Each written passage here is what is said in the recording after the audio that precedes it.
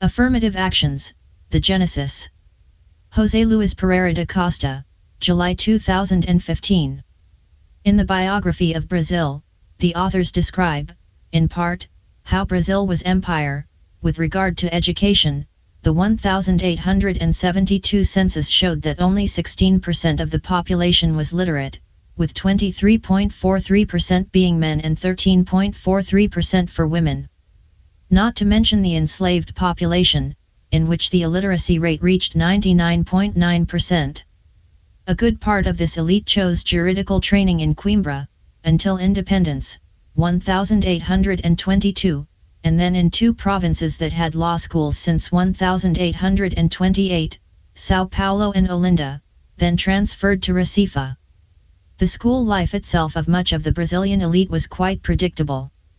Families of more resources hired private tutors, who prepared their pupils for entry into high schools or, preferably, at secondary school Pedro II, which, created in 1837, was the right path for the desired legal courses and already guaranteed a graduate diploma in literature. From there the destination was Europe or the four courses of law and medicine, in the latter case in Rio de Janeiro or Bahia. In the courses of law they formed not only jurists and lawyers who would later pursue a public career, such as deputies, senators, diplomats, that is, the whole state bureaucracy.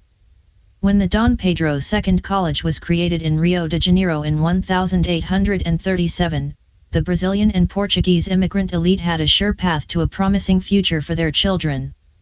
In the same year, coincidentally, in the United States, the first college of blacks was structured, starting with the donation of a Quaker citizen, the current Cheney University of Pennsylvania.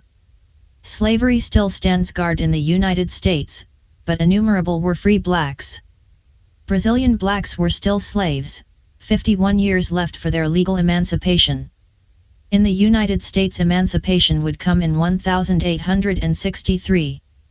But they had access to the school from 1619, a year before the arrival of the Mayflower, with the Pilgrims. In that year, 1837, in that country, with the installation of the first university, only of blacks, they obtained the corollary of a fight that began long before its Civil War, 1861, period in which there was life possibility, especially of common study, between whites and blacks. They had the right to vote and elected 139 MPs, 9 Republican senators and 1 state governor. Time enough to foster the search for the only tool capable of providing an opportunity for progress, the creation of public schools for blacks. This is the real source of an affirmative action process. But what are affirmative actions? There are many definitions, one of which says, initiatives to provide opportunities, especially in the educational field, to socially disadvantaged groups of people. Therefore, innumerable initiatives in the world, in India, with their caste, for example, but to remain only in the United States, there have been actions that far outstripped what is being publicized and enshrined these days. The introduction in 1961 by President John F. Kennedy and implemented in 1965 by President Lyndon B. Johnson, then they called affirmative action. A fascinating chapter in American history, beginning in the post-Civil War, 1865, has as main participant the organ that was baptized as Freedmen's Bureau. This government entity was created to support those who came out of slavery, especially in the south of the country, losing the war and its slave principles. He had a brief life, from 1865 to 1872. But it was enough to lay the foundations for a fantastic revolution in the field of education. One of the winning generals, Oliver Otis Howard, who headed the Freedmen's Bureau, left his mark, which lives on today in the American cultural concept. He founded Howard University in 1867 in Washington, D.C., and immortalized his name. And it was only the 16th home of higher education for blacks, an educational complex only for the children of the freedmen, then. Why was not it like this in Brazil? For being a hegemonically Catholic country? I chose information, such as, perhaps, an answer to the question. so, it was an entire race wanting to go to school. Some were too young, but no one was too old to try to educate themselves. Fast, surpassing the capacity of the available masters' schools, schools were taken during the day and also at night. The great ambition of the elders was to learn to read the Bible before they died. With that goal in mind, men and women in their 50s or 70 years of age were commonly found attending night schools. Founding the public school. How the freedmen yearned to learn and know, and with the guiding hand of the Freedmen's Bureau and the Northern Schoolmarm, helped establish the public school in the South and taught his own teachers in the New England college transplanted to the Black South. It was soon after the war that a white member of Johnson's restored Louisiana legislature passed one of the schools set up by the Freedmen's Bureau in New Orleans. The grounds were filled with children. He stopped and looked intently, and then asked, "Is this a school?" "Yes," was the reply. "What, for niggers?" "Evidently." He threw up his hands. Well, he said, "I have seen many an absurdity in my lifetime, but this is the climax. One, if a poor, degraded, disadvantaged horde achieves sudden freedom and power, what could we ask of them in 10 years?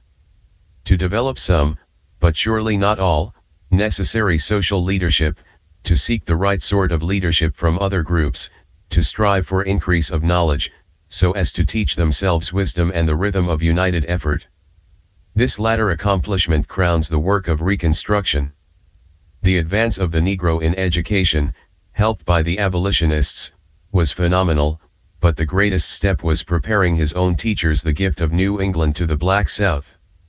If the Negro public school system had been sustained, guided, and supported, the American Negro today would equal Denmark in literacy. As it is, he surpasses Spain and Italy, the Balkans, and South America, and this is due to the Negro College, which despite determined effort to curtail the efficiency of the Negro public school, and despite a sustained and violent attack upon higher education for black folk, nevertheless, through white Northern philanthropy and black Southern contributions, survived and furnished teachers and leaders for the Negro race at the time of its greatest crisis. The eagerness to learn among American Negroes was exceptional in the case of a poor and recently emancipated folk. Usually, with a protective psychology, such degraded masses regard ignorance as natural and necessary, or even exalt their own traditional wisdom and discipline over book learning, or they assume that knowledge is for higher beings, and not for the likes of us. American Negroes never acted thus. The very feeling of inferiority which slavery forced upon them fathered an intense desire to rise out of their condition by means of education. Of the 488,070 free Negroes in the United States in I-860, 32,629 were attending school, and only 91,736 were unable to read and write. In the slave states, there were 3,651 colored children attending schools supported by the free Negroes. The mass of the slaves could have no education. The laws on this point were explicit and severe. There was teaching, here and there, by indulgent masters, or by clandestine Negro schools, but in the main, the laws were followed. All the slave states had such laws, and after the Nat Turner insurrection in Virginia, these laws were strengthened and more carefully enforced. As late as May, 1862, Edward Stanley, whom Lincoln appointed provisional governor of North Carolina, sought to conciliate the white people when he stopped a Negro school at New Bern.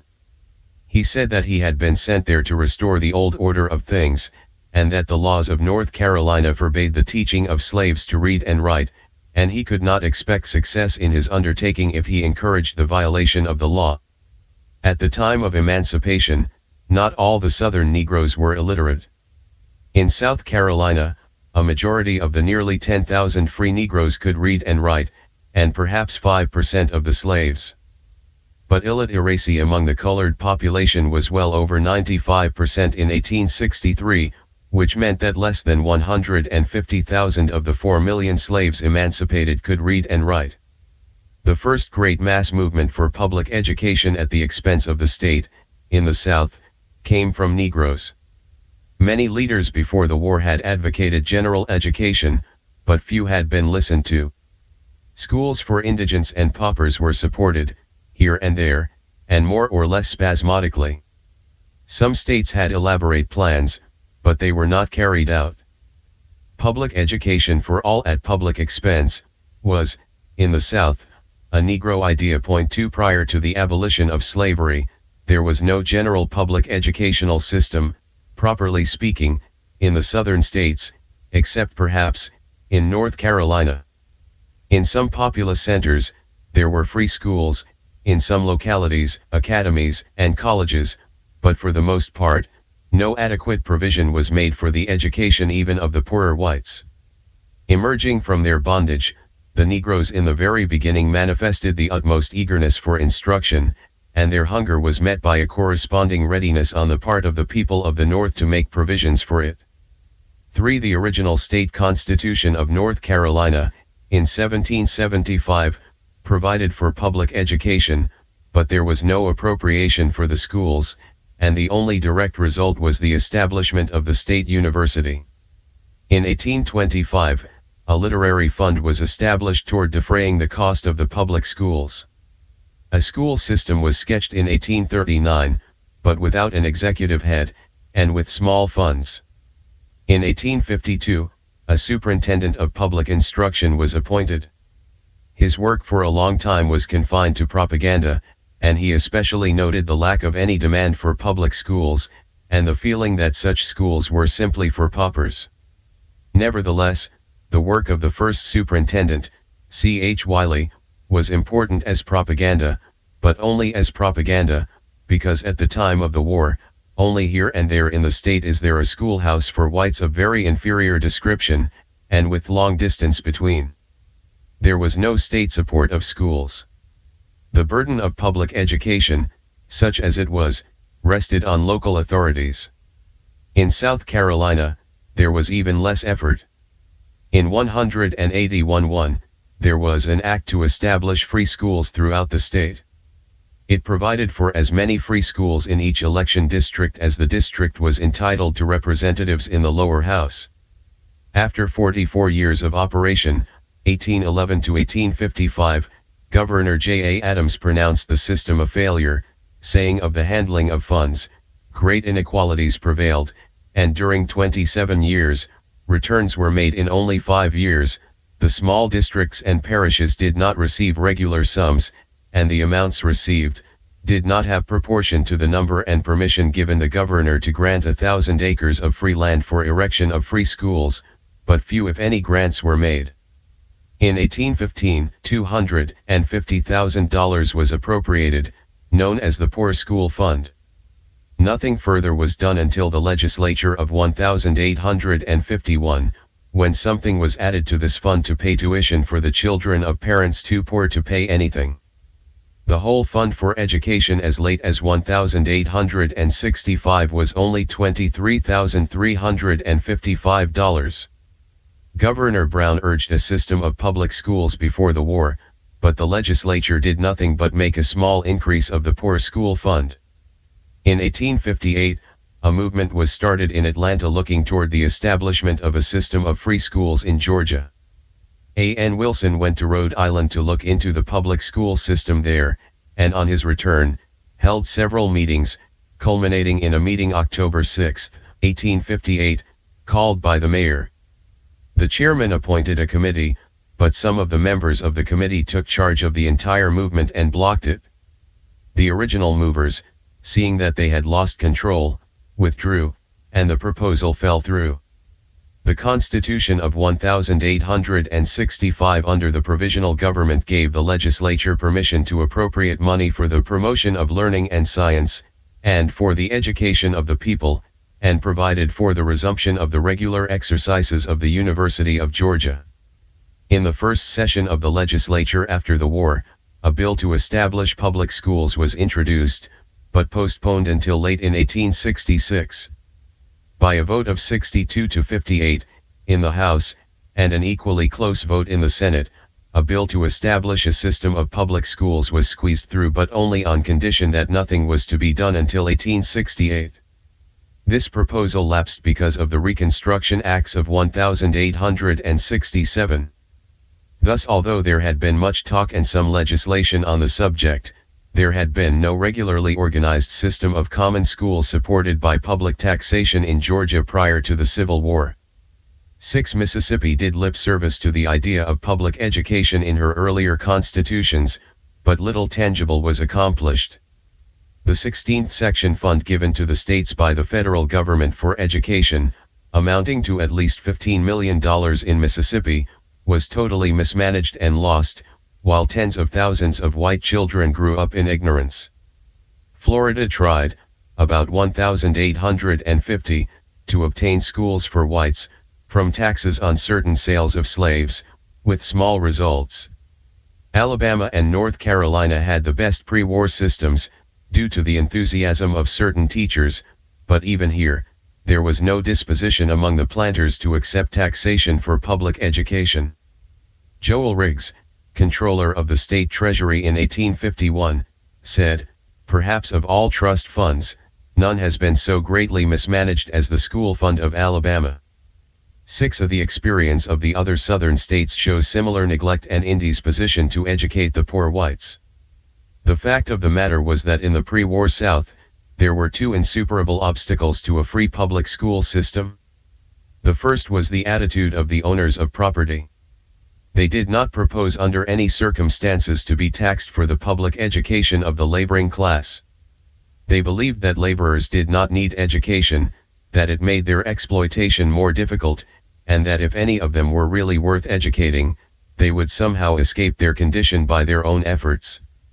The second obstacle was that the white laborers did not demand education, and saw no need of it, save in exceptional cases. They accepted without murmur their subordination to the slave holders, and looked for escape from their condition only to the possibility of becoming slave holders themselves. Education they regarded as a luxury connected with wealth. It was only the other part of the laboring class, the black folk, who connected knowledge with power, who believed that education was the stepping stone to wealth and respect, and that wealth, without education, was crippled. Perhaps the very fact that so many of them had seen the wealthy slave holders at close range, and knew the extent of ignorance and inefficiency among them, led to that extraordinary mass demand on the part of the black laboring class for education. And it was this demand that was the effective force for the establishment of the public school in the South on a permanent basis, for all people and all classes. If the planters opposed schools for poor whites, they all the more regarded Negro schools as absurd. The unalterable conviction of most white Southerners was that Negroes could not and would not learn, and thus their education involved an unjustifiable waste of private property for public disaster. Dr. Grattan, a native Virginian, testified before the Reconstruction Committee in 1866, "They cannot educate themselves, they are not disposed to educate themselves." 7. In the face of this, listen to the words of Booker T. Washington, "Few people who were not right in the midst of the scenes can form any exact idea of the intense desire which the people of my race showed for education. It was a whole race trying to go to school. Few were too young, and none too old, to make the attempt to learn. As fast as any kind of teachers could be secured, not only were day schools filled, but night schools as well. The great ambition of the older people was to try to learn to read the Bible before they died. With this end in view, men and women who were 50 and 75 years old, would be found in the night schools. Sunday schools were formed soon after freedom, but the principal book studied in the Sunday school was the spelling book. Day school, night school, and Sunday school were always crowded, and often many had to be turned away for want of room. 8. The first educational efforts came during the war, when the Negroes, refugees, and soldiers were taught at various camps and places of refuge at their own pressing request. This was followed by the efforts of philanthropic societies. Schools were started among the Negroes of the peninsula of Virginia and of Port Royal, South Carolina, as soon as they were captured. In Virginia, when federal authority was established in the Southeast, the American Missionary Association asked to work among the freedmen and was welcomed by Governor Butler. The first day school was established on September 17, 1861, in the town of Hampton in a small brown house near the seminary, a school formerly used by the whites. This school was taught by Mrs. Mary Peake under the auspices of the American Missionary Association. Mrs. Peake was a mulatto, whose father was an Englishman. She was born a free woman and received a fair education at her home in Alexandria. She wanted to help her race, and she had gone among the slaves during slavery to teach them to read and write. She held her school at Hampton, however, only until the next spring, when she died of consumption at the early age of 39. Her school was not only the first one at Hampton but the first of the kind in the South. Around the small school she began followed the other schools in the Hampton vicinity, all of which led to the Hampton Institute of today. 9 In January 1862, Solomon Peck had opened a school at Beaufort, South Carolina, and Barnard Lee, at Hilton Head. In February 1862, Edward L. Pierce and General Thomas W. Sherman sent out a call to the highly favored and philanthropic people of the North to send volunteers to teach both old and young the rudiments of civilization and Christianity. 10 Freedmen's Aid Societies were formed at Boston, New York and Philadelphia, and 41 men and 12 women teachers went to Port Royal in March. 8 schools were in operation by May, and within a year, 30, with 3,000 students. Officers held schools for black soldiers, and many Negroes, who had bought abandoned lands, opened schools at their own expense. Port Royal schools in 1855 had 60 teachers. Schools for their children had been supported by the Free Negroes of Charleston since 1744, openly at first clandestinely after the law founding the public school 643 forbade them. When Johnson was inaugurated, the event was celebrated in Charleston, South Carolina, by opening the public schools to all children without distinction of color. 25 of the Fortituo teachers were colored. The Tribune said, March 10, 1865, "So the thing is done." The loyal white people, the Irish and German population, have shown that they are quite willing to let their children attend the same school with the loyal blacks, although it is true that no attempt to unite them in the same room or classes would have been tolerated at the time. But in the playgrounds, white and black boys joined in the same sports as they do in the public streets, and there can be no doubt that now that this great step has been made, all the prejudice against equal educational advantages will speedily vanish, and indeed, it is the veriest hypocrisy in the city where very old families have aided in obliterating all the complexional distinctions by mingling their blood with that of their slaves. In the rooms where the colored children assembled, there were many children with clear, blue eyes, pure, white skins, long, silky hair without kinks, and yet, they were classed with the Negro population by the former rulers of the city. 1x a month later came a significant celebration. I walked to the square with William Lloyd Garrison. Think of the great pioneer abolitionist of Boston in the streets of Charleston. As Mr. Garrison entered the square, he was introduced to about 2,000 children by Mr. James Redpath, Superintendent of Public Instruction. When the children were told who Mr. Garrison was, they surrounded him, threw up their hats and caps, caught hold of him, fell down and over each other, and sent up shout after shout of such welcome and greeting as I may safely say was never before witnessed on the soil of South Carolina. 12 many private schools were established, one by Jonathan C. Gibbs, afterward superintendent of schools in Florida, another by F. L. Cardozo, who became state treasurer of South Carolina, and others in various parts of the state. In the second year of freedom, 23 SC schools in different localities were built by Negroes, aided by the Freedmen's Bureau and philanthropy. The freedmen contributed to the support of school teachers $12,252, and $500 to schoolhouses. In Beaufort, the Negroes opened a building for a free high school bought and supported entirely by them as early as 1867.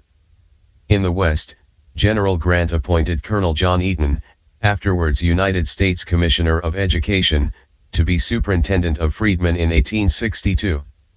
He sought to establish and regulate schools and succeeded in organizing a large system. Louisiana had schools for free Negroes, supported by them before the war. Afterward, the Army established a large system. On March 22, 1864, General Banks, on his own responsibility, had made provisions for the establishment of schools for freedmen by an order issued which did not meet the approval of many in Louisiana. He appointed a board of education of 3 persons, and granted it large powers.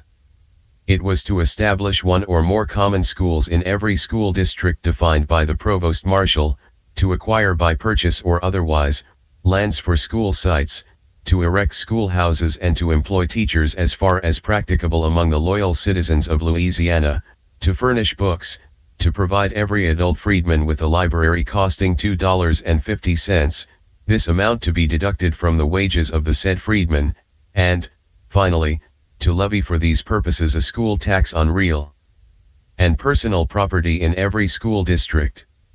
When the collection of the general tax for Negro schools was suspended in Louisiana by military order, the colored people were greatly aroused and sent in petitions. One of these petitions, 30 feet in length, represented 10,000 Negroes, who signed mostly with marks.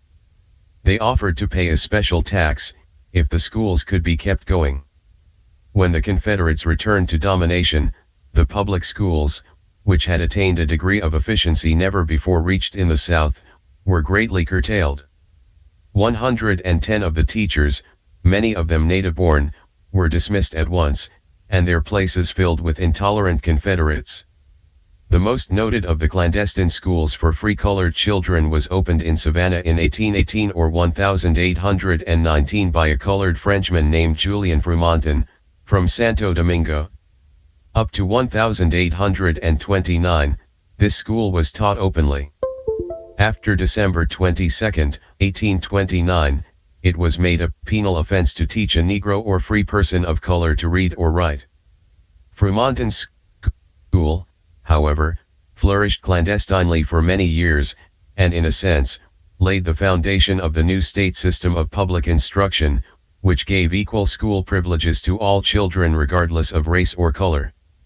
The public school system of Georgia started in the conference in Savannah, December, 1864, when Stanton, Secretary of War, and General Sherman met 5 or 6 leading Negroes, and decided upon schools.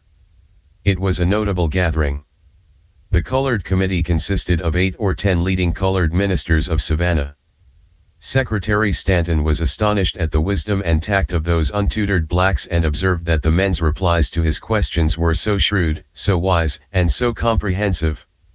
They were the picked men of the race in Georgia, of great native ability and would have attracted attention in any assembly. 13 Founding the public school 645, it was decided to have the schools opened at once for all the colored people who should apply. A time was set for examination of teachers, and a number of colored men and women applied. The colored citizens of Savannah were greatly encouraged and assisted in their efforts by the Reverend James Lynch, of the AME Church, an educated colored man, who afterwards became Secretary of the State for Mississippi. Early in January, 1865, the Reverend J.W. Alvord, Secretary of the American Tract Society, Boston, who had done business in Savannah for a number of years before, gave his assistance. He and Mr. Lynch examined the teachers. 10 colored persons were found competent. It was very difficult to find buildings in which to locate the schools. The most available place was the old Bryan Slave Mart, which had recently served as the pen from which relatives of many of these Negroes had been sold. The bars which marked the slave stalls were knocked down to make more space for seating. To this and other places flocked the freed people of every age and shade, eager for that book learning which really seemed to them the key to their advance. By December, 1865, the colored people of Savannah had opened a number of schools with 500 pupils, and they were contributing a fund of $1,000 for the support of the teachers. In January, 1866, the Negroes of Georgia organized the Georgia Educational Association, whose object was to induce the freedmen to establish and support schools in their own counties and neighborhoods. In 1867, 191 day schools and 45 night schools were reported as existing. Of these, 96 were reported either wholly or in part supported by the freedmen, who also owned 57 of the school buildings. Persistent propaganda represents the South after the war as being largely in favor of Negro education. This is a flat contradiction of plain historical evidence. Dunning says, the Negroes were disliked and feared almost in exact proportion to their manifestation of intelligence and capacity, and there were many reasons in the utterances of Southerners to support his generalization. Education of the Negroes, they thought, would be labor lost, resulting in injury instead of benefit to the working class. The teachers of the Freedmen's Bureau or of private philanthropies interfered with labor and encouraged directly or indirectly, insolence to employers. Schooling, felt the South, ruins a nigger. 14. The American Freedmen's Commission reports that the Negroes' attempts at education provoked the most intense and bitter hostilities, as evincing a desire to render themselves equal to the whites. Their churches and schoolhouses in many places were destroyed by mobs. Nigger teachers was one of the most opprobrious epithets that the Southern vocabulary furnished. Even in the North this prejudice existed among some of the avowed friends of the freed people, and it is a singular fact that one of the early freedmen's aid societies was rent asunder by the unwillingness of a part of its members to cooperate in any movement looking toward the education of the Negro, though they were willing to provide him with food and clothing, in order to prevent suffering and death. 15. The teachers who went down from the North were soon disillusioned, if they were at all influenced by any other than the most serious missionary spirit. Ostracism is a mild term for the dices team with which they were regarded as nigger teachers. 16. The white people of Virginia were shocked at the efforts of Northern philanthropists to educate Negroes, and the papers sneered at them. 17. There was some gradual change of sentiment among the better class of whites in Virginia, but still the mass of whites remained bitterly opposed to the schools, and some had become brutal. Teachers were proscribed and ill-treated, schoolhouses burned, and threats so strong that many schools could not be opened. And others, after a brief struggle, had to be closed. In Virginia, I heard a man who did not know who I was, make a remark in reply to something that had been said about establishing a school at Whiteville for the teaching of colored children. He said that he hoped that the damned rascal who attempted to teach niggers would be shot. 18. In North Carolina, instances are found where persons who taught in Negro schools were assaulted, schoolhouses burned, and threats made against the lives of those engaged in the work. 2 women school teachers who were recently sent from Wilmington to Fayetteville, North Carolina to establish a school for colored children, were informed by the sheriff of the county that they would not be allowed to start their schools, nor would they be allowed to land, but they might remain on the steamer until her return to Wilmington, inasmuch as they were women. If they were men, they would receive such treatment as was awarded to such meddlesome characters before the war. 19. In South Carolina, General Saxton said that teachers of colored schools throughout the state gave it as their opinion that they would be unable to remain there for a day, but for the protection of United States troops. In Mississippi, bitter opposition was manifested against Negro schools. Colored men in some instances themselves gave the money to prepare and furnish a school, and then were forbidden to use it. Founding the public school 647, 4 young men in Adams County conspired to murder the teacher of a Negro school. They maltreated him somewhat barbarously. 21 wonders just what somewhat barbarously would be. In Louisiana, it was said, if military protection were withdrawn, our schools would cease. Conway said of Louisiana in 1866, the feeling there is unanimous that they shall not own an acre of land or have any schools. They are more hostile to the establishment of schools than they are to owning lands. They had broken up some of our schools at the time of my departure, and since then I have official reports from those who have charge of the schools that upon the withdrawal of the military from the parishes of St. Mary and Lafourche the freedmen's schoolhouses in those parishes were, before night, burnt or pulled down, the schools disbanded, and the teachers frightened 21 away. In many regions, This opposition was very persistent. Along the coast it was usually tacit and suppressed. Their teachers and schools for Negroes were ignored. But, in the interior of Texas, Alabama, Mississippi, Louisiana, Kentucky, Tennessee, and Maryland, it was given full and free expression. Negroes were dispossessed of their school buildings, teachers were not allowed to enter upon their duties, and churches and schoolhouses were sometimes burned. 22 A few voices cried in the wilderness that a due regard for the public will imperatively requires that the Negroes be educated, taught at least to read and write. Steeped in ignorance, they can never be made to understand the responsibilities that rest upon them as freedmen. 23 But others only admitted that the sole aim should be to educate every white child in the Commonwealth. 24 I am in favor of providing ways and means for the education of freedmen, but not in favor of positively imposing upon any legislature the unqualified and imperative duty of educating any but the superior race of man. The white race, our pecuniary condition does not allow us to do it. Often this objection took an even more ungracious form. I say that the levying of a tax upon us, to pay for the education of a race we expect to be torn from us, is an indignity. Why are we called upon to educate these Negroes? No, sir, I will never be so dishonest as to disgrace myself by such a vote. 25 In the midst of these efforts of Negroes and the general opposition of whites came the Freedmen's Bureau. The Freedmen's Bureau found many schools for freedmen already in existence, maintained by tax commissioners, by Negroes, and by the Army. The original Freedmen's Bureau Act made no provision for Negro education, but notwithstanding this, the funds derived from the rent of abandoned property was used for education, and government buildings were turned into schoolhouses. Transportation was given to teachers and subsistence granted. By Act of 1866, the educational powers of the Bureau were greatly enlarged, cooperation with benevolent associations, teachers, and agents was sanctioned, and buildings leased. The sum of $521,000 was appropriated for school purposes, and other sums provided by the sale and lease of property formerly belonging to the Confederate government. Teachers were sent from the North, and the Quakers, Methodists, Baptists, Presbyterians, and especially Congregationalists, took part. The efforts thus begun in the Army and by philanthropists, and taken up later by the Freedmen's Bureau, expanded into a system which penetrated the whole South, although naturally it touched but a fraction of the Negro population. Between 1865, June 1, and September 1, 1870, the Bureau spent on education a sum which represented about one-half of the expenses of the schools.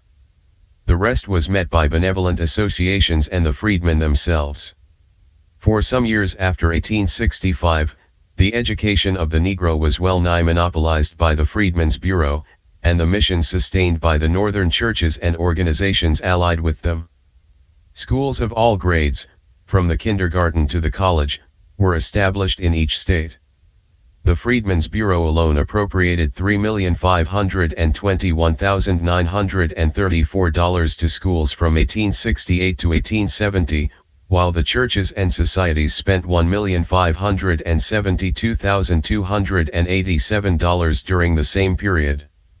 Among the Northern teachers were many men and women of unusual sincerity of purpose, zealous as only religious enthusiasts can be.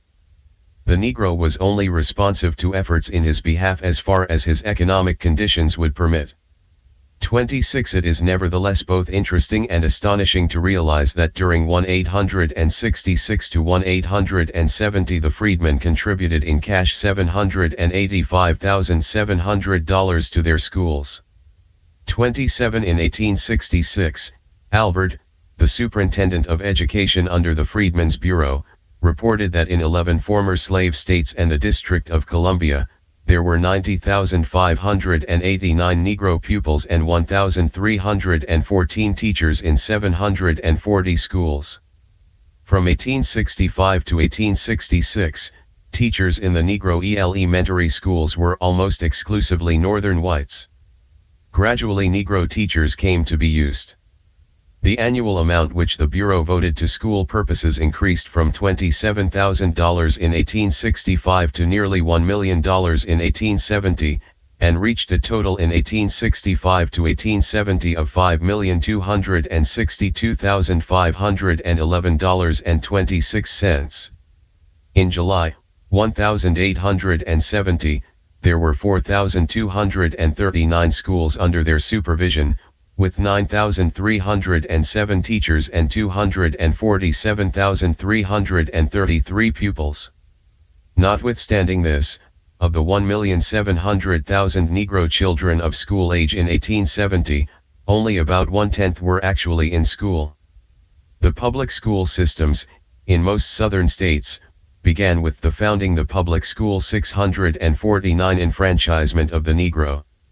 For instance, in South Carolina, the Constitution of 1868 was a notable departure in the educational history of the state. Not only was education mentioned for the first time in the organic law, but the state for the first time was given the outline of an educational system in keeping with the advanced thought of the age. The General Assembly was obligated to establish a system of universal education as soon as practical. 28 Perhaps no state illustrates the relation of the Negro and the public school system better than South Carolina, and the story of the debate in the convention of 1868 is worth following. On Saturday, January 18, 1868, Beverly Nash, a colored member, offered a resolution on education, and A.J. Rancher on Tuesday, January 21, presented another resolution which read, "Resolved, that the Committee on Education inquire into the expediency of establishing a Board of Education, consisting of 3 from each congressional district. Such board shall have power to divide the state into school districts, and provide for a thorough system of common schools, elect a superintendent from among their number, and make all needful regulations for the education of youth, no distinction to be made in favor of any class of persons." 29 The Committee on Education was named January 20, and F. L. Cardozo, the Negro leader, was chairman. 3 white men and 5 colored men served on the committee. Robert Smalls, of planter fame, desired that a system of public schools be established, and that they be open to all classes of people, and he wanted compulsory education. B. F. Randolph wanted institutions for the insane, blind, deaf, and dumb, and poor fostered and supported by the state. The matter of compulsory attendance brought considerable discussion. Rancher, afterwards congressman, supported compulsory attendance, contending that ignorance was a cause of vice and degradation, and that civilization and enlightenment were the consequence of the schoolmaster, and if force was necessary to secure the benefits of education, it ought to be resorted to. 1 or 2 able Negroes were against the compulsory feature, but 2 white delegates were in favor of it. One of them, Gilson, said, "In South Carolina, where there has never been any system of free public schools, there is 1 person in every 8 who cannot read and write." 30 Finally, it was decided that the compulsory feature should not be insisted upon until a thorough and complete system had been organized.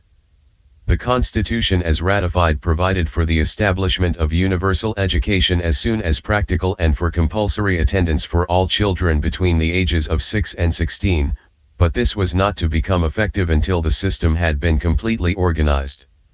It provided for a normal school and a school for the deaf, dumb, and blind. After the termination of the convention, the General Assembly enacted a law to provide for the temporary organization of the Education Department. On November 20, 1869, 1 year after this, J.K. Gilson made a report on the school situation, incomplete because many counties had not reported. There were at that date 16,418 children in school, of whom 8,255 were white, and 8,165 colored. There were 381 schools with 528 teachers. Among the teachers, 50 were colored. The temporary act proved inadequate, and Governor Scott urged in November, 1869, an efficient and comprehensive law. This led to the Act of February 16, 1870, to establish and maintain a system of free schools for the state of South Carolina. An examination of its provisions reveals that it is no gross exaggeration to state that it was the most comprehensive and most beneficial legislation the state of South Carolina has ever enacted. Textbooks were to be provided at cost or free to the poor. 31 June 4, 1870, there were 30,448 children in 769 schools, and the average pay of the teachers was $35 a month. The superintendent complained of the inexperience of the school officers, want of suitable schoolhouses, scarcity of good teachers, and the apathy and opposition to the new system, and also of the inadequacy of the appropriation. Besides this, there was deep prejudice against mixed schools. The public press of the state had held the whole educational system up to ridicule, abused officials and belittled their efforts, or else had remained silent. The number of colored pupils attending school in 1869 was 8,163, in 1870, there were 15,894. The number of white pupils in 1869 was 8,255, in 1870, 11,122. The repeated failure on the part of the state to meet in full its appropriations for school purposes had been a fruitful source of sore perplexity to these officers, and a very serious detriment to the cause.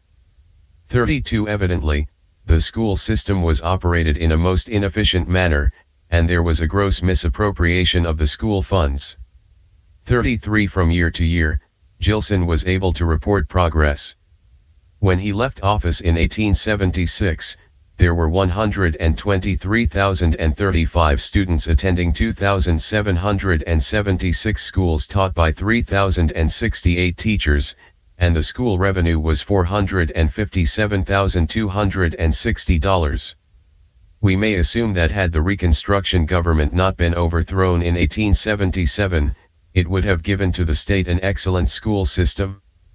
F. J. Moses, Jr., while governor, said, "No greater eulogy can be written upon the reconstructed administration of government in South founding the public school 651 Carolina than that when it came into power it was a statutory offense against the law of the land to impart even the rudiments of a common school education to a South Carolinian, because, forsooth, he was black, while the reconstructed government has made it a statutory offense to hinder or prevent any child in the state, of whatever color, from obtaining a common school education. Nay, we have even gone further, and demanded, by our Constitution, that their attendance at school be compulsory." 35 The Reconstruction Constitution of Georgia in 1868 provided for a thorough system of general education to be forever free to all the children of the state, the details to be worked out by the legislature. In August, 1869, the Georgia Teachers Association, composed of white and colored teachers, met for the first time at Atlanta. The subject of public education was thoroughly discussed and a plan proposed by which the educational provisions of the Constitution could be put into operation. It was not until 1870 that the legislature took up the subject. Practically all of the Negro senators and representatives introduced bills on education. Senator Campbell, who was one of the group that met Stanton and Sherman at Savannah, presented a bill asking for a thorough system of a public education. He also presented a very lengthy resolution describing how the money for education was to be secured. White Georgia, however, long resisted the establishment of the public school system. The first public school law was enacted in October, 1870, and amended in 1872. Its details were the result of recommendations made by a committee of the Georgia Teachers Association. The plan was more elaborate than that of 1866 and had a state school commissioner and a state board of education, and a special school fund was provided. There would be separate schools for whites and blacks, but equal facilities. The first public schools were taught in the state during the summer of 1871.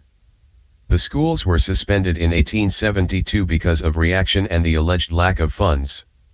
In 1871, there was $500,000 in the school fund, but the legislature had diverted it to other purposes. The schools were put in operation in 1873, and in 1874, there were 1,379 schools for whites, and 356 for Negroes. It is a coincidence that the passage of the Act of 1870 came on the 100th anniversary of a previous act passed by the Georgia legislature, making it penal to teach a Negro to write or read. This was a great day for Georgia. There were over 500,000 Negroes in the state, and less than 1% of them were able to read and write in 1870. Perhaps not over 500 colored people, when the public schools were opened, were more or less capable of taking charge of a primary school. In 1871, 6,664 colored children were enrolled in private schools, while in 1880, after 10 years of free schools, the enrollment of colored children was 86,399. By that time, too, most of them were taught by colored teachers. Along with the public school system, there were 3,719 pupils in private schools, and a few in college, making a total enrollment, in 1880, of 97,74. The new state constitution of Mississippi of 1868 made it the duty of the legislature to establish a uniform system of free public schools, by taxation or otherwise, for all children between the ages of 5 and 21 years. 36 Before this, the only free schools in the state were those maintained out of the proceeds arising from the sale or lease of the so-called 16th section lands, granted to the state by Congress in the early part of the century. But as most of these lands had been lost by mismanagement, the number of such schools was not very large.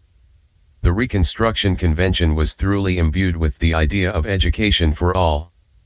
The Constitution made it the duty of the legislature to encourage by all suitable means the promotion of intellectual, scientific, moral, and agricultural improvement by establishing a uniform system of public schools for all children between the ages of 5 and 21 years. Constitutional provision was made for a permanent school fund, and the legislature was empowered to levy a poll tax not exceeding $2 per capita. Many difficulties were encountered in the early life of Mississippi's new school system, and its progress was slow. Objections to Negro education were early apparent. The school report of 1873 says, again, it is objected that a general tax compels white men of the state to educate the children of the Negro. But as the Negro forms a majority of the entire population of the state, and in an eminent degree a majority of the producing classes, as such classes of every population, the laborer, tenant, and consumer indirectly bear the burdens of taxation, it follows that an assessment upon the property of the state would be principally paid by the Negro and, therefore, the ground of complaint, if any, against a general tax is with the colored people and not with the white. 37 During the first year of free education in Mississippi, State Superintendent Pease reported that more than 3,000 free schools had been opened with an attendance of 66,257 pupils. Of the 3,500 teachers employed, all except 399 were white. The total expenditure for public education for the year exceeded the government expenditures for all other purposes. Alabama, in 1850, out of 176,657 persons 5 to 20 years of age, reported 62,728 pupils, mostly in private academies and pay schools, which founding the public school 653 meant that the bulk of the white poor had no schools. The established public schools were without a state board, and in 1854, spent only $2.50 a year on each enrolled pupil. The public school system of Alabama was established by the state constitution of 1867, and organized in the following year. It was in continual financial difficulty owing to the bitter opposition of the whites. Irregularities and defalcations in the educational department were charged, and finally, owing to the lack of funds and non-payment of taxes, as well as other conditions, the schools closed in 1873, as the result of the triumph of reaction. But the demand for education was now strong, and the effect of the Northern opinion too great, so that the new constitution made by the Democrats in 1875 kept something of the system, but abolished the Board of Education, and sought, as far as possible, to return to the antebellum status. Separate schools for the races were ordered, the administrative expenses were reduced, no money was to be paid to any denominational school or private school. And the constitutional provision of 1/5 of the state revenue for school use was abolished. The United States Commissioner of Education gave a disapproving account of these changes, and said it was exchanging a certainty for an uncertainty. 38 This was in fact a restoration of education to local reactionary control, and cutting off all higher training of Negroes from public help. Alabama felt the result of this narrow policy for many years. The Freedmen's Bureau schools in the state reached only a small portion of the Negroes, and there were a few missionary schools. It is likely that for 5 years there were not more than 200 Northern teachers in the state, and a majority of the white people were hostile toward the education of the Negro. 39 In Florida, a school at Fernandina was established in 1862 by the Reverend Dr. Barrows, who was superintendent, with a half-dozen white Northern teachers. In Jacksonville, the Odd Fellows Hall was seized by the United States Provost General and turned over to Dr. Barrows for a school building. Here a school was opened both for Negroes and for whites. When the white children remonstrated against attending school with black children, Mrs. Hawks, the lady principal, said, "Very well, the colored children will be educated even if you will not." It is reported that this type of argument proved effective, and the two races got along harmoniously in school for a time. Several disturbing factors prevented this experiment in democracy from continuing. First, the schools were built upon military force and outside workers, rather than the community itself, and secondly, public education was new to Florida, and came at a time when it could least afford to have it from the point of view of finances and personnel. 654 black Reconstruction schools were closed in 1864, but education continued in federal military camps. Negro schools began again under the Freedmen's Bureau in 1865, helped by missionary societies, including two colored groups, the AME Church, and the African Colonization Society of New York. The Constitution of 1865 under Johnson's Reconstruction established a uniform system of education without specific provisions. There were 30 schools at the close of 1865. The Committee on Negroes recommended immediate education for Negroes, but the legislature of 1866 compromised by establishing a state system of Negro schools under which Negroes were to pay for their own schools. E.B. Duncan eventually became superintendent of both the state and the Freedmen's Bureau schools. This system of schools was based on the plan of making the poor pay for their own education. The schools for freedmen were to be supported by a tax of $1 upon all male persons of color, between 1 and 55, and a tuition fee to be collected from each pupil, and the fee for a teacher's certificate, $5, was also to go to the school fund for freedmen. The superintendent was to establish schools for the freedmen when the number of children of persons of color in any county or counties should warrant it, provided, the funds provided for shall be sufficient to meet the expense thereof. 41 The freedmen themselves erected schoolhouses and provided further school funds. Some good schools were established under the superintendency of the Reverend E.B. Duncan, an able and conscientious man, who worked hard to establish colored schools in every county. At that time railroad facilities were very poor, and I have known him to walk from county to county in South Florida to establish colored schools. 42 Gradually, the Bureau schools were absorbed into the state system, although the Bureau was the paramount authority during the period of military rule, 1866 to 1868. Under Negro suffrage came the law of 1869, and all of Florida's educational historians grant that this was the real beginning of the public school system in the state. 43 Near the end of the radical Republican administration, conditions in education among Negroes of Florida were improved. The field of primary education was virgin, 71,000 inhabitants over 10 years of age were illiterate, 18,000 of them were white. By the end of 1870, 331 schools were open with 14,000 pupils in attendance, one-third of whom were Negroes. Probably the most outstanding character in the early life of the Florida public school system was a Negro, Jonathan C. Gibbs, whose founding the public school 655 colorful and efficient career has been noted in Chapter 12. After acting as Secretary of State for 3 years, he was appointed, late in 1872, Superintendent of Public Instruction, an office which he held until his death in 1874.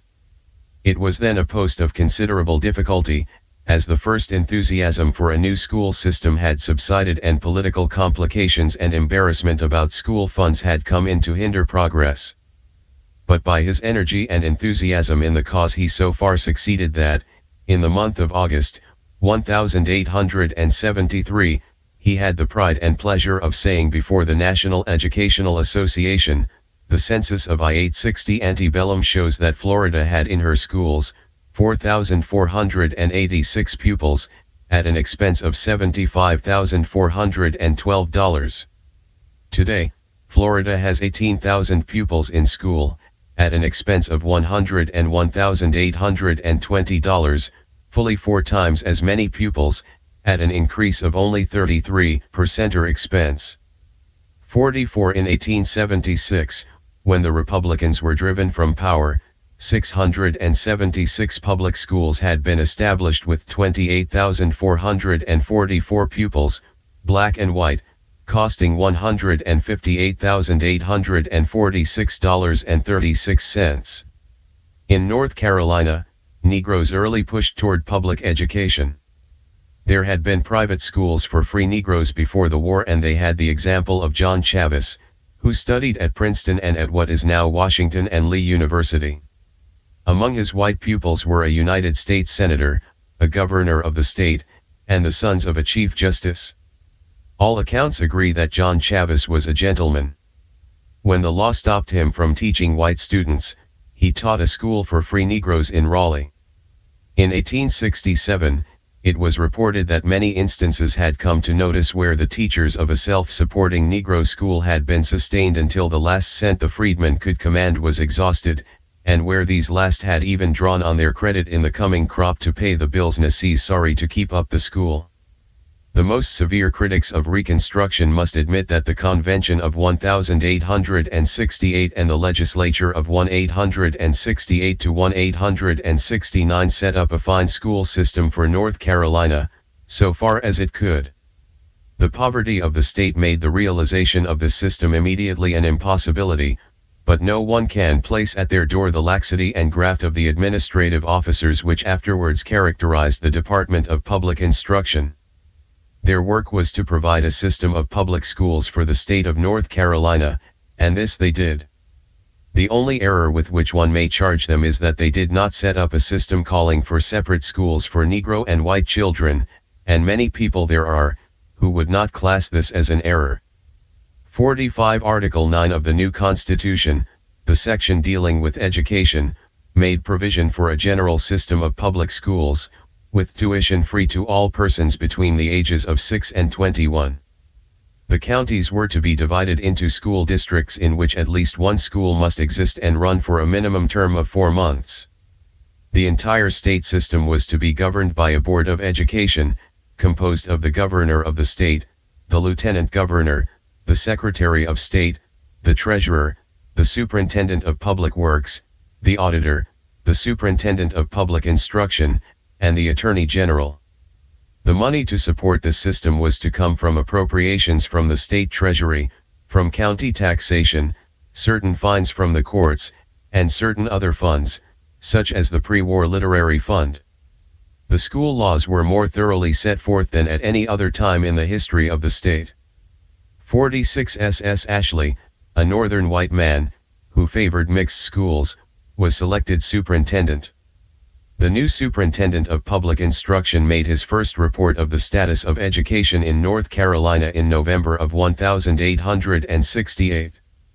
The new school laws had just been passed, and sufficient time had not elapsed for any considerable amount of constructive work to be accomplished. The act authorizing the organization of a system of schools was not passed until April 1869. $100,000 was appropriated, chiefly to come from the poll tax. This report showed that there was a total of 330,581 children between the ages of 6 and 21 in the state. Of this number, 223,815 were white, and 106,766 were Negroes. There were 1,906 schoolhouses or buildings being used for school purposes, of which 178 could be definitely classed as good, and 685 were just as definitely to be thought of as bad. The remainder of the buildings were probably neither very good nor particularly bad.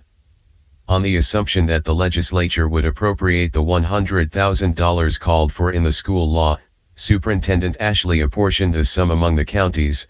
The capitation tax was supposed to supplement this so that the total from the state to the counties was reckoned at $165,209.50, or 50 cents per census child. This was only an apportionment, as the first money out of the state treasury which actually went for the support of public education was not yet distributed. Ashley's second report, issued in the autumn of 1869, gives one an idea of the general situation, and is especially helpful in the matter of Negro education, as it contains the report of the Reverend John Wesley Hood, the Negro who had been appointed as the Assistant Superintendent of Public Instruction in charge of the Negro schools.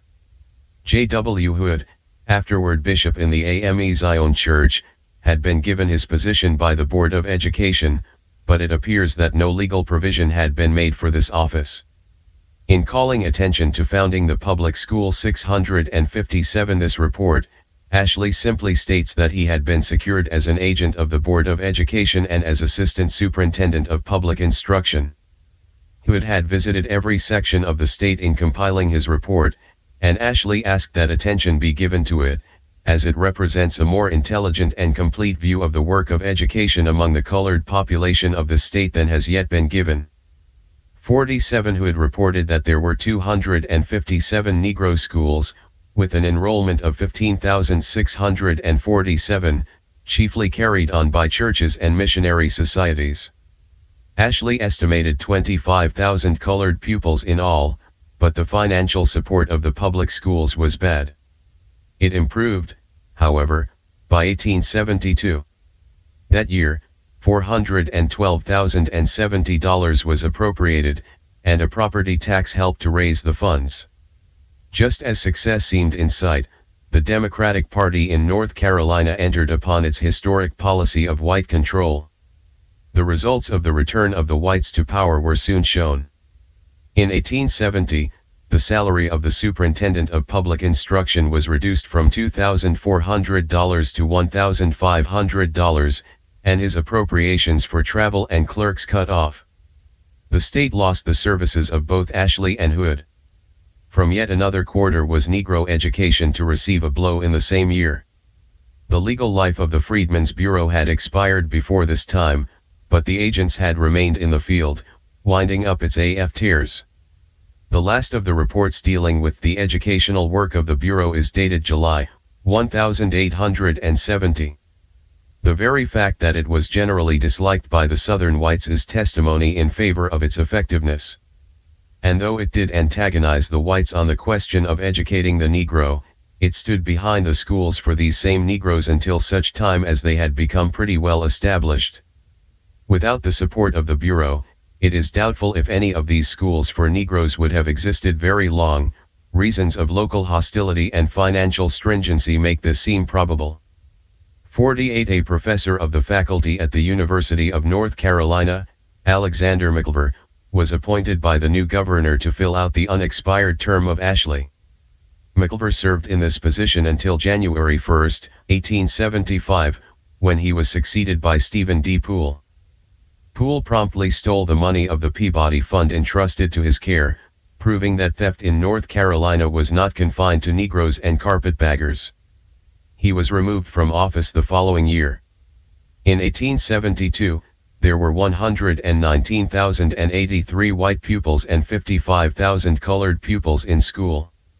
For a long time, there was continual fear of mixed schools, but an amendment to the Constitution finally eliminated this.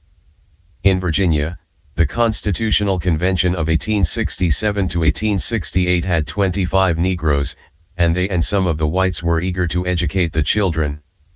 The attempt to establish a public school system was vigorously opposed by the reactionaries, but with the backing of the Negroes, the Constitution provided for a uniform system of public schools to be established not later than 1876. This was adopted by the voters in 1869, and W. H. Ruffner became Superintendent of Public Instruction in 1871. The Constitution did not provide for separate schools, but the laws under it did, and the support of the schools was to be obtained from a corporation tax of $1 and a small property tax. The first schools were opened in 1870, and by the end of the year, there were 2,900 schools, with 130,000 pupils, and 3,000 teachers. Of these, 706 were Negro schools, with 38,554 pupils.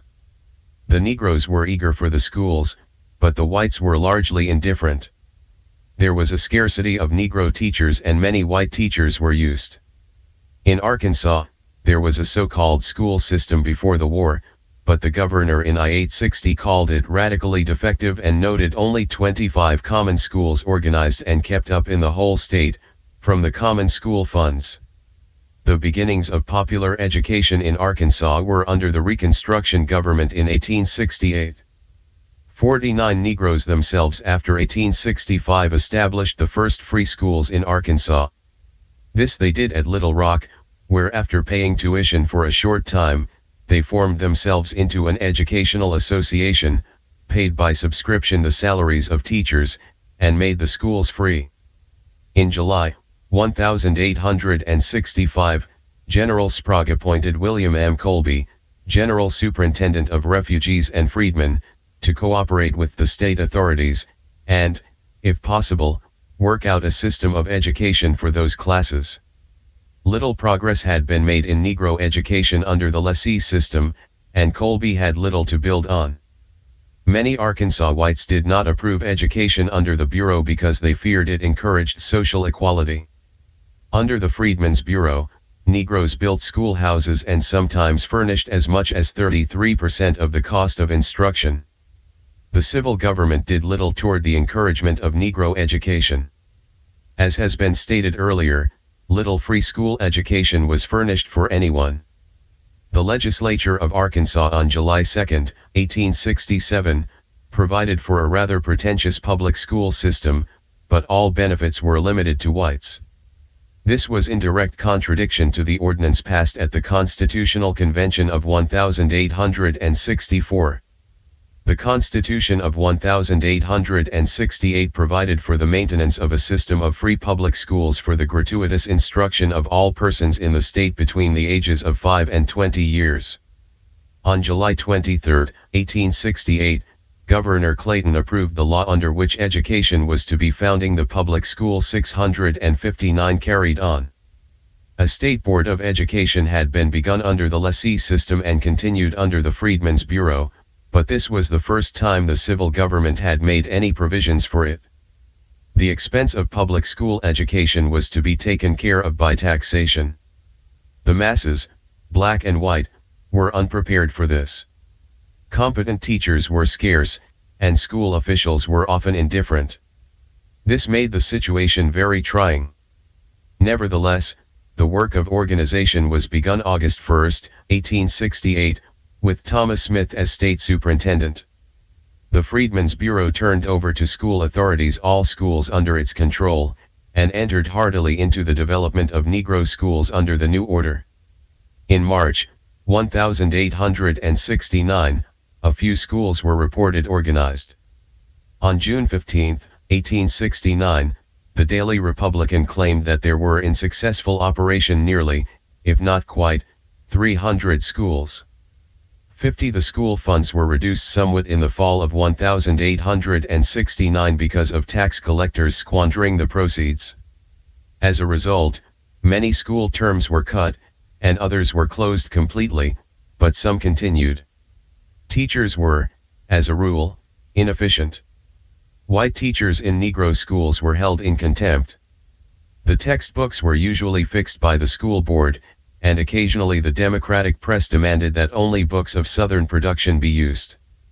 J.C. Corton, a Negro graduate of Oberlin, was state superintendent of education from January 16, 1873, to October 30, 1874.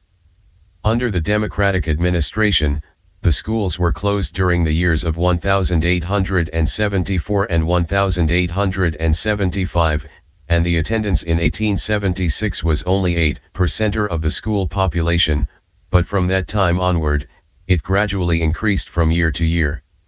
The year 1870 remained the high water mark in school attendance for a period of at least 20 years.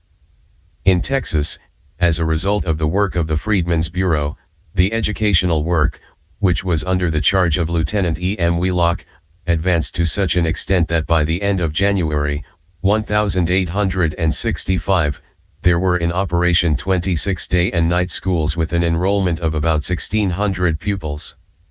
These schools were supported partly by voluntary contributions, partly by a small tuition fee.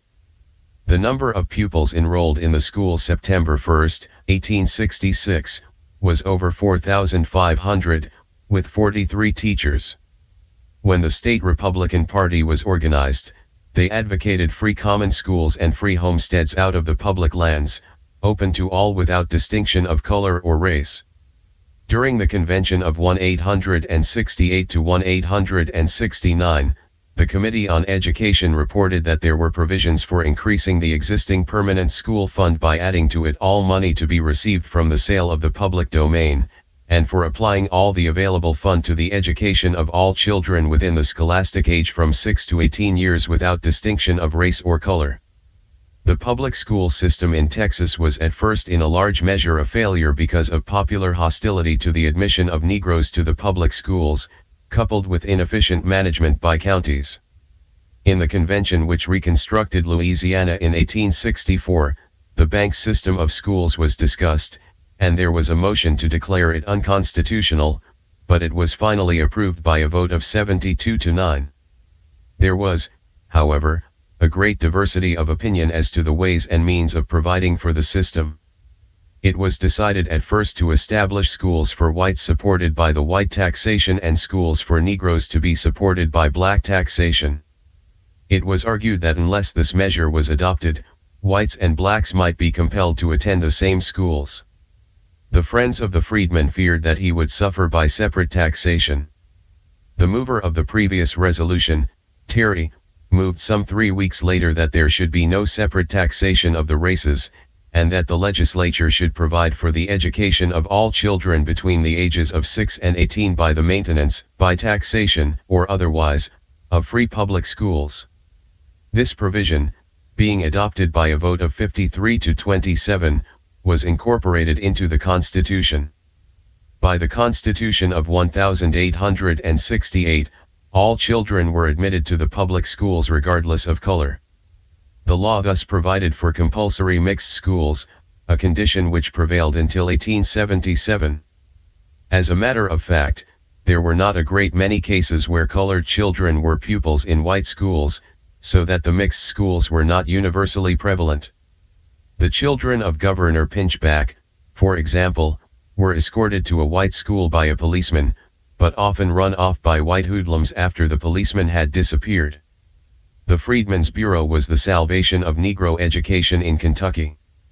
By the middle of 1866, 35 Negro schools had been established with 58 teachers.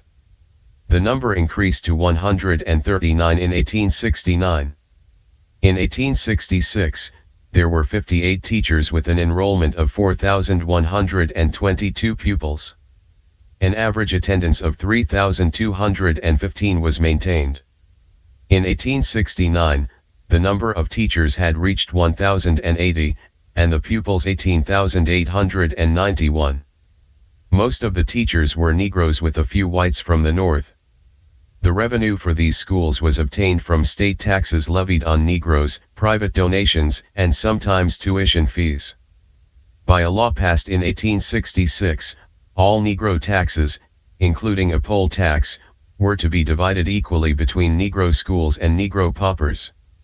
In 1867, an additional poll tax of $2 was levied on Negroes, but it was soon repealed in 1871, after considerable Negro opposition.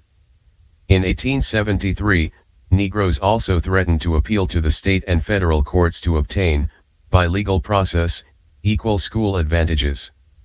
Not until the advent of Satch F. Smith as State Superintendent of Education in 1867 did public school education in Kentucky take on new growth. In the 1869 elections, the people voted an increase in school taxes to 20 mills on the dollar. By 1871, the school receipts had increased from less than $400,000 in 1869 to almost $1 million, the number of districts from 4,477 to 5,177, the number of pupils from 376,000 to 405,000. In the District of Columbia, Negroes began their self-supported schools in 1807. Led by 3 former slaves, a great educational movement began. Other schools followed during the early 19th century, and finally, efforts to start a free school system for Negroes in the district were made in 1856. The project was overwhelmingly defeated by white voters at the polls. In 1862, May 21, Congress passed an act providing that 10% of the taxes collected from colored people be appropriated to establish public schools for Negroes. 3 trustees for the Negro schools in Washington and Georgetown were appointed by the Secretary of the Interior, but even the meager funds thus provided were only in part turned over to the Negroes. For 2 years, only $736 had been credited to the Colored School Fund, and the first public school for Negroes was not opened until March 1864. In 1864, another act became the fundamental school law for the whole district.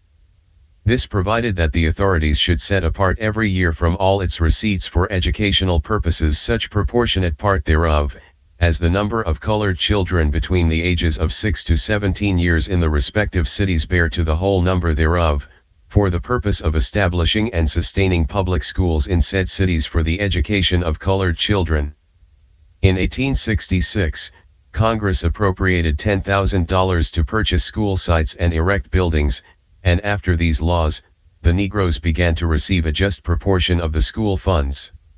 It was not until the year 1867 that these trustees obtained sufficient funds to undertake the establishment of any considerable number of schools.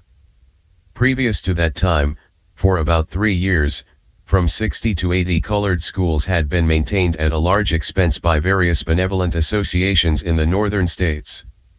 51 There were 26 private schools in 1864, and between 1860 to 1864, $135,000 was contributed by philanthropists for the work. After this, for several years, the white and colored school systems were practically separate, each with their own superintendent. Finally, about 1890, one general superintendent with white and colored assistants under him combined the 2 school systems. In Delaware, early attempts at the education of the colored youth were made by the Negroes themselves, and it was not until 1875 that schools for Negroes had any recognition by the state. By personal taxes, tuition fees, and voluntary contributions, these people were able to keep up the work of education until the General Assembly of the state assumed the responsibility in 1881. Since that date, the work of educating Negroes has been a matter of public concern, with much discrimination against the colored schools. In the other border states, the development of the Negro schools was somewhat different. Missouri and West Virginia established free schools about the same time that the other states did, and made provisions for Negroes. Tennessee was slower, while Maryland, like Delaware, refused to provide for colored children at first, and for a long time granted them only the taxes raised among themselves. Not until 1880 were the colored children generally in border states put on a legal footing with other children in education. It will be noted that in nearly all the southern states there were continual and well-proven charges of peculation and misuse of public school funds. This was not a part of the general charge of stealing and graft, but was the fault of local county officials. In most cases, the leading white landholders, who took no part in the administration of the state, nevertheless kept their hands upon local taxation and assessments, and were determined that the impoverished property holder should not be taxed for Negro education. By various methods, direct and indirect, they thus continually diverted the school funds, and this class of white people were primarily the ones responsible for such dishonesty as there was in the administration of local school funds. On the other hand, there were Negro and poor white officials, here and there, who were guilty of waste and theft. During and after Reconstruction, diversion of school funds was common. In North Carolina, $136,076 was collected for education in 1870, but the Department of Education received only $38,931. In Louisiana, $1 million worth of bonds for the school fund were used to pay the expenses of the legislature in 1872.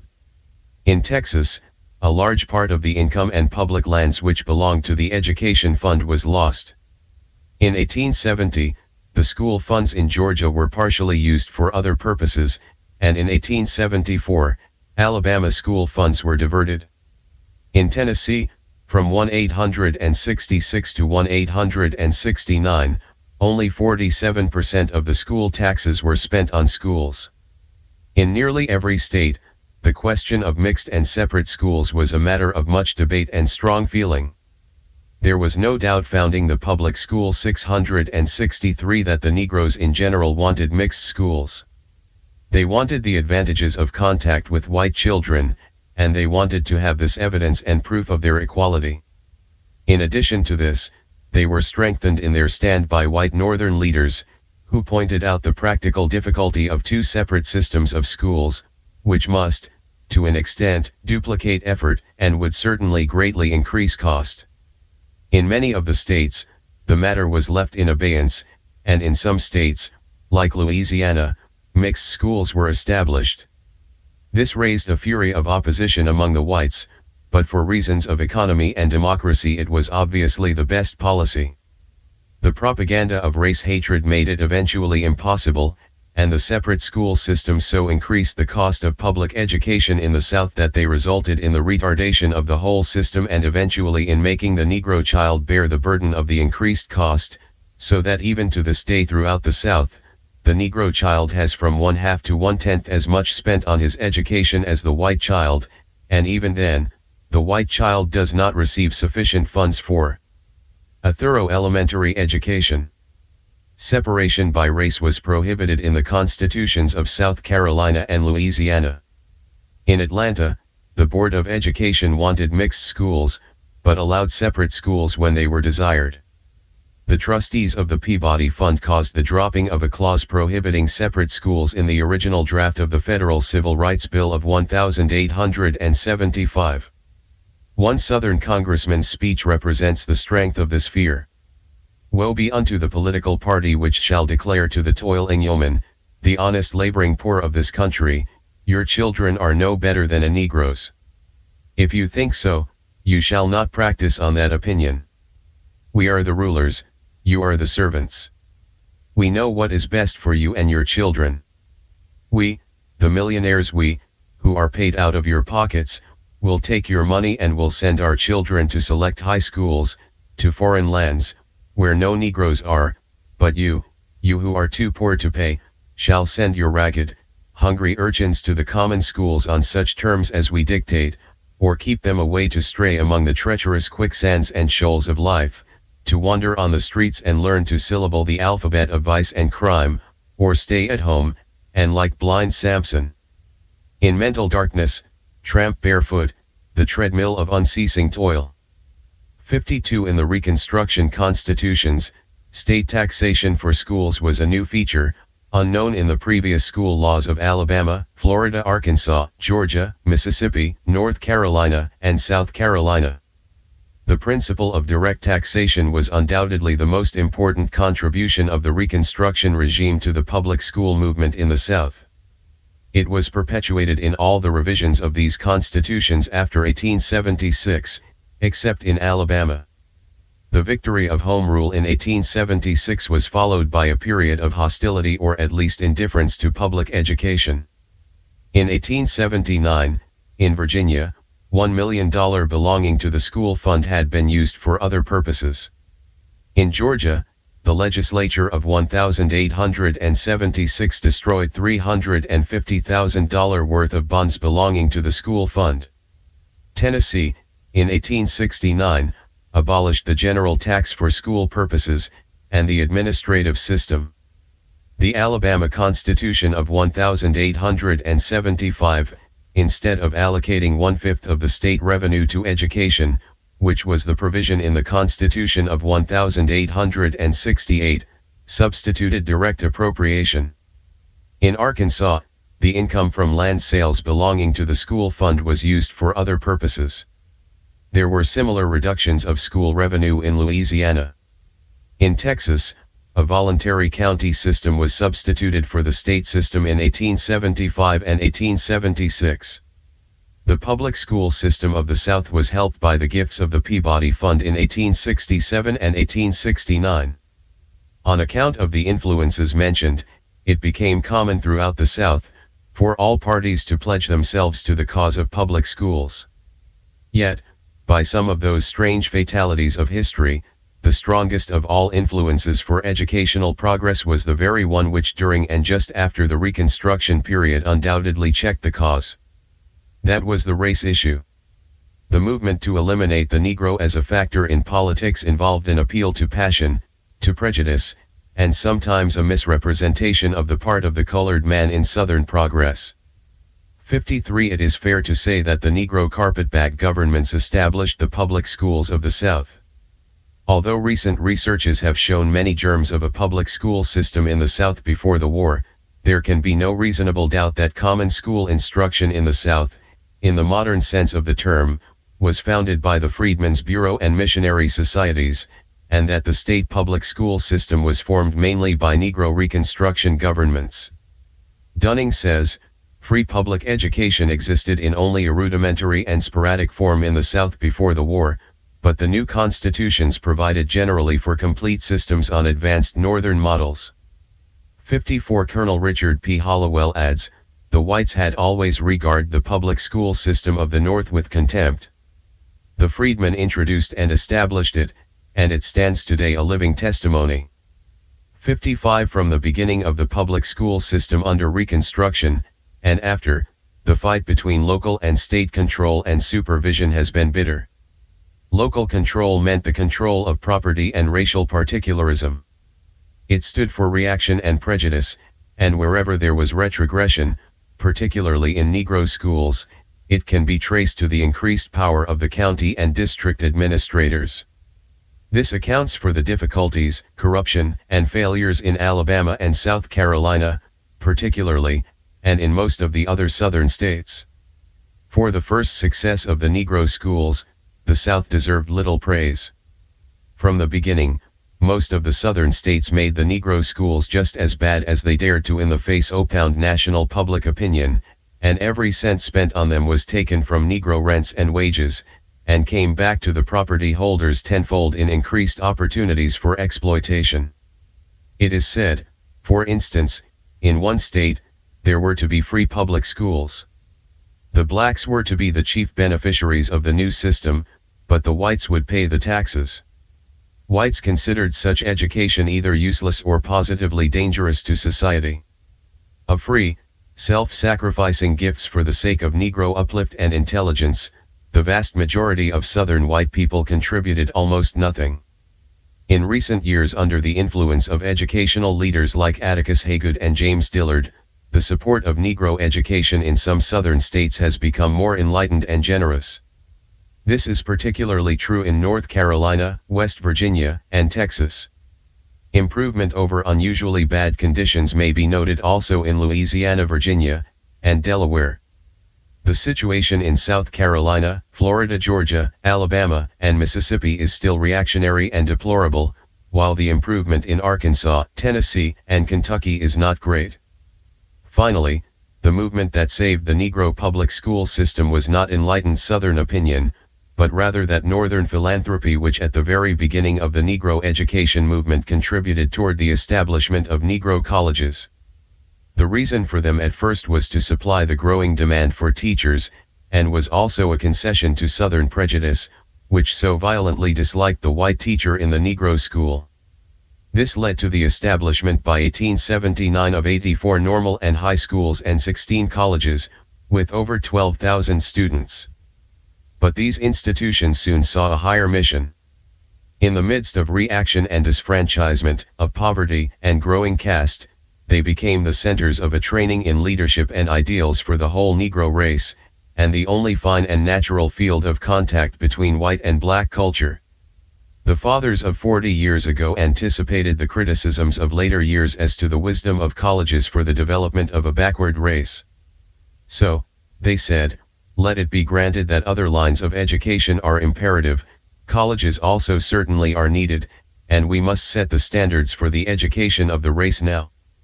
Thorough training, large knowledge, and the best culture possible are needed to invigorate, direct, purify, and broaden life, needed for the wise administration of citizenship, the duties of which are as sure to come as the sun is to shine, though today or tomorrow may be cloudy, needed to overcome narrowness, one-sidedness, and incompleteness. 56 Howard University and Freedmen's Hospital are survivals of the Freedmen's Bureau. Howard University was chartered in 1867 and General O. Howard, head of the Freedmen's Bureau, was made its first president. Succeeding as presidents were W. W. Patton, J. E. Rankin, who wrote God Be With You Until We Meet Again, and John Gordon, a lineal descendant of Jonathan Edwards. On its governing board have been Douglas, Langston, and Bruce. It has the largest Negro medical center in the United States, and has furnished about half of the Negro lawyers. Berea College was started by John G. Fee, a Kentuckian, who became an abolitionist. After the war, colored students were admitted, and a brother of the president of Oberlin was at the head of the school. For 40 years, colored students attended Berea, but finally, in 1904, the institution was by law closed to Negroes. Hampton Institute was founded by General S.C. Armstrong, near where the Negroes were first made contraband of war, and where a colored woman founded the first colored school. Among its trustees were Mark Hopkins, Phillips Brooks, and John G. Whittier. Atlanta University was founded by Edmund Ware in 1867. To have gone on as president Ware did during those early years, there must have been in his heart deathless love and pity for men who needed what he could give them, a faith in the gospel and eternal righteousness that never wavered, and a love for God that made work easy and suffering joy. 57 Add to this the picture of DeForest at Talladega, Cravath at Fisk, and others at Biddle, Knoxville, New Orleans, and Central Tennessee. There were those two influential schools at the edge of the South, Lincoln in Pennsylvania, and Wilberforce in Ohio.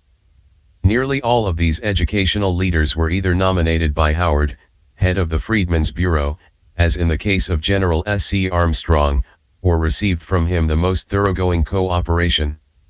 There is no greater tribute to the Freedmen's Bureau than this. Propaganda has centered the attention of the world upon these Northerners who took part in the political reconstruction of the South, founding the public school 667, and particularly upon those who were charged with dishonesty, while of the history of this astonishing movement to plant the New England College in the South, and to give the Southern black man a leadership based on scholarship and character, almost nothing has been said. And yet this was the salvation of the South and the Negro. These carpetbaggers deserve to be remembered and honored. Without them there can be no doubt that the Negro would have rushed into revolt and vengeance and played into the hands of those determined to crush him. As it was, when reaction triumphed in 1876, there was already present a little group of trained leadership which grew by leaps and bounds until it gripped and held the mass of Negroes at the beginning of the 20th century. Had it not been for the Negro school and college, the Negro would, to all intents and purposes, have been driven back to slavery. His economic foothold in land and capital was too slight in 10 years of turmoil to effect any defense or stability. His Reconstruction leadership had come from Negroes educated in the North, and white politicians, capitalists, and philanthropic teachers. The counter-revolution of 1876 drove most of these, save the teachers, away. But already, through establishing public schools and private colleges, and by organizing the Negro Church, the Negro had acquired enough leadership and knowledge to thwart the worst designs of the new slave drivers. They avoided the mistake of trying to meet force by force. They bent to the storm of beating, lynching and murder, and kept their souls in spite of public and private insult of every description. They built an inner culture which the world recognizes in spite of the fact that it is still half strangled and inarticulate. There is wide wonder in it all. That from degraded rest and servile toil, the fiery spirit of the seer should call these simple children of the sun and soil. O black slave singers, gone, forgot, unfamed. You alone, of all the long line of those who've sung untaught, unknown, unnamed, have stretched out upward, seeking the divine. James Weldon Johnson.